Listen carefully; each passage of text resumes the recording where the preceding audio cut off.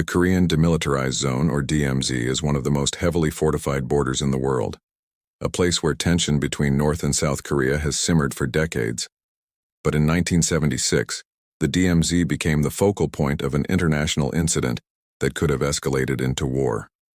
Next, U.S. and South Korean soldiers patrolling the DMZ.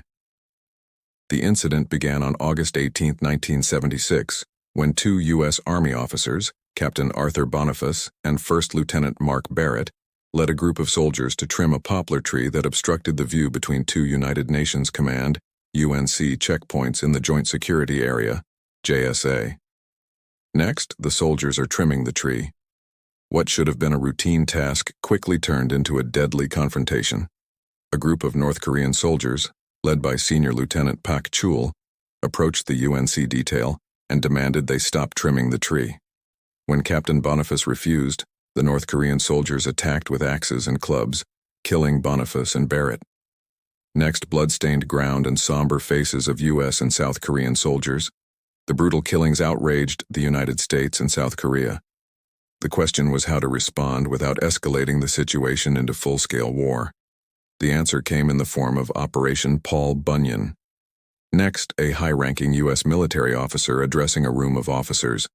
Named after the legendary American lumberjack, Operation Paul Bunyan was a carefully planned show of force, intended to demonstrate U.S. resolve and deter further North Korean aggression.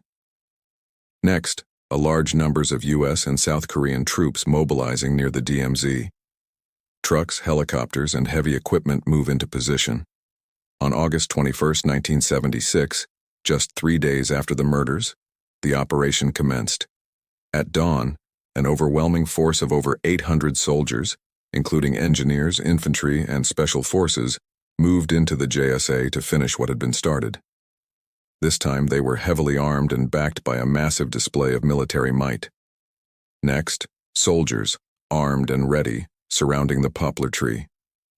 Behind them, tanks, artillery, and helicopters. Overhead, B-52 bombers escorted by fighter jets flew near the DMZ, while an aircraft carrier task force moved into position offshore. Artillery units were placed on high alert, and the South Korean military was fully mobilized. The message was clear: any interference would be met with overwhelming force. Next, the tree being cut down swiftly and efficiently by chainsaw, the operation was completed in just 42 minutes. The tree that had sparked the confrontation was cut down, and not a single shot was fired. North Korean forces, though present and observing, did not intervene. Next, U.S. and South Korean troops returning from the operation, Operation Paul Bunyan was a success, not just in removing the tree, but in asserting the strength and resolve of the United States and its allies. It was a powerful statement that aggression would not be tolerated, and it averted what could have been a catastrophic escalation in the Korean conflict. Next, modern-day footage of the DMZ, a symbol of the fragile peace that continues to exist on the Korean Peninsula. Today, the memory of Operation Paul Bunyan serves as a reminder of the delicate balance of power that exists in the region. It was a moment when the world stood on the brink, and cooler heads prevailed. A moment when a tree, an axe, and a show of force kept the peace. The story of Operation Paul Bunyan is a testament to the strength, determination, and discipline of those who serve, and a lesson in the careful management of power and diplomacy.